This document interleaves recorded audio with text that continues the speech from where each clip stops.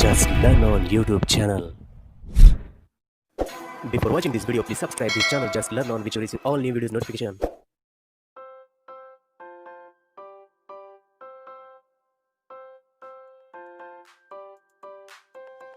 Hello बच्चों, कैसे हो? आज हम स्टडी फ्रॉम होम में हिंदी सुलभ भारती कक्षा 5वीं का तीसरा पाठ, जिसका नाम है योग्य चुनाव, इसके बारे में जानकारी प्राप्त करने की कोशिश करेंगे। आपको सुनना है और फिर बाद में यह पाठ होने के बाद आपकी किताब निकालना है और योग्य चुनाव सुनकर दोहराना है। तो हम इस पाठ के बारे में जानकारी लेंगे, तो ध्यान से सुनिएगा। राजा मंगल सेन के मंत्री जगतराम बूढ़े हो चुके थे। राजा मंगल सेन के मंत्री हैं जिनका नाम है जगतराम, वह बूढ़े हो चुके थे। उन्होंने राजा से स्वयं को सेवा मुक्त करने की विनती की और राजा मंगल सेन ने कहा, आप पहले अपने जैसे सेवाभावी, परोपकारी और ईमानदार मंत्री का चुनाव कर लीजिए, तभी आपको सेवा मुक्त किया जा सकता है। जगतराम ने आदेश दिया, राज्य में ढिंडोरा पिटवा दो कि राज्य के नए मंत्री का चयन अगले गुरुवार को किया जाएगा। इस पद के इच्छुक 11 बजे राज दरबार में पहुंचे। हर कार्य गांव-गांव ढिंडोरा पीटने लगे। चयन वाले दिन राज दरबार की ओर जाने वाले मार्ग पर सुबह से ही नव युवकों की भीड़ लग गई थी। सैकड़ों की संख्या में युवक दरबार की ओर जा रहे थे। इसी रास्ते पर एक तरफ एक वृद्ध हताश सा बैठा था। उसकी बैलगाड़ी का एक पहिया रास्ते के किनारे कीचड़ में फंस गया था। वृद्ध ने कई बार पहिया कीचड़ से निकालने की कोशिश की, पर असफल रहा। मंत्री पद के अनेक उम्मीदवारों ने राज दरबार जाते समय यह दृश्य देखा, पर किसी ने भी वृद्ध की सहायता नहीं की। बच्चों, आप देख सकते हैं यहाँ पर एक वृद्ध अपनी बैलगाड़ी को लेकर जा रहे थे, लेकिन वह कीचड़ में अटक गई थी। उसका पहिया कीचड़ में अटक गया था। तो उसको निकालने के लिए कोई भी मंत्री पद के अनेक उम्मीदवार वहाँ से जा रहे थे और उस दृश्य को देख रहे थे, लेकिन किसी भी उस उम्मीदवार ने, जो मंत्री पद के लिए जा रहे थे, उन्होंने इस वृद्ध की सहायता नहीं की। देखेंगे हम आगे।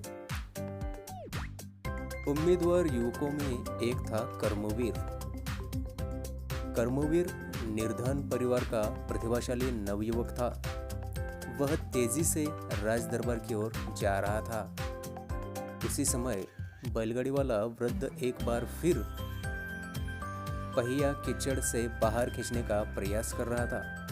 यह दृश्य देखकर दरबार पहुंचने की चिंता न करते हुए कर्मवीर सीधे कीचड़ में उतरा। जोर लगाकर उसने बैलगाड़ी का पहिया कीचड़ से बाहर निकाला। वृद्ध ने उसे ढेरों आशीर्वाद दिए, फिर इनाम में कुछ रुपए देने चाहे, पर कर्मवीर ने विनम्रता से मना कर दिया। देर हो जाने की आशंका से भागते दौड़ते कर्मवीर दरबार पहुंचा। वह हाँफ रहा था। उसके कपड़े कीचड़ में से सने थे। सारे उम्मीदवार उसे देखकर हंसने लगे। तभी बैलगाड़ी वाला वृद्ध भी वहां पहुंचा। वह वृद्ध कोई और नहीं बल्कि स्वयं मंत्री जगतराम थे।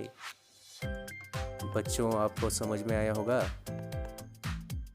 कि यहाँ पर जितने भी मंत्री पद के लिए नवयुवक आए थे, उनमें से सिर्फ एक ऐसा ही कर्मवीर नाम का एक उम्मीदवार था, जो कि उस बैलगाड़ी वाले की सहायता वहाँ पर कर चुके थे। और वह बैलगाड़ी वाला और कोई नहीं था, बल्कि वह स्वयं खुद मंत्री जगतराम थे। उन्होंने सारी घटना राजा को सुनाई। फिर जगत राम ने राजा से कहा, महाराज, कर्मवीर में वे सारे गुण हैं जो राज्य के मंत्री के लिए आवश्यक है। सारी बातें जानकर राजा मंगलसेन बहुत प्रसन्न हुए। उन्होंने कहा, जो सामान्य आदमी की पीड़ा से दुखी होता है, उसे दूर करने का प्रयास करता है, वही राज्य के ऊंचे पद पर बैठने का अधिकारी होता है। जगत राम जी ने योग्य व्यक्ति का चुनाव किया है। आज से कर्मवीर राज्य के नए मंत्री होंगे। बच्चों, यह जो पाठ है सुभाष शर्मा ने लिखा हुआ है। इनके लेखक सुभाष शर्मा हैं। तो यहाँ पर मंत्री पद के लिए आए हुए उम्मीदवारों में से जिसके शरीर पर कीचड़ के छींटे पड़े हुए थे, कर्मवीर नाम का उम्मीदवार, उसे ही वहां पर मंत्री पद के लिए चुना गया। तो बच्चों, आप जान सकते हैं कि किस तरह से यहाँ पर योग्य चुनाव हुआ है। तो यह योग्य चुनाव इस प्रकार का था। तो आपको करना क्या है, यह फिर से दोहराना है और बताना है कि इस कहानी से क्या सीख मिलती है। बच्चों, क्या आप बताओगे? आपको बताना है तो अपनी कॉपी में लिखिए और जब आपके शिक्षक या अध्यापक आएंगे, उन्हें यह कहानी से क्या सीख मिली यह लिखकर बताना है। यह पाठ होने के बाद आपको मौन और मुखर वाचन दोनों भी करना है।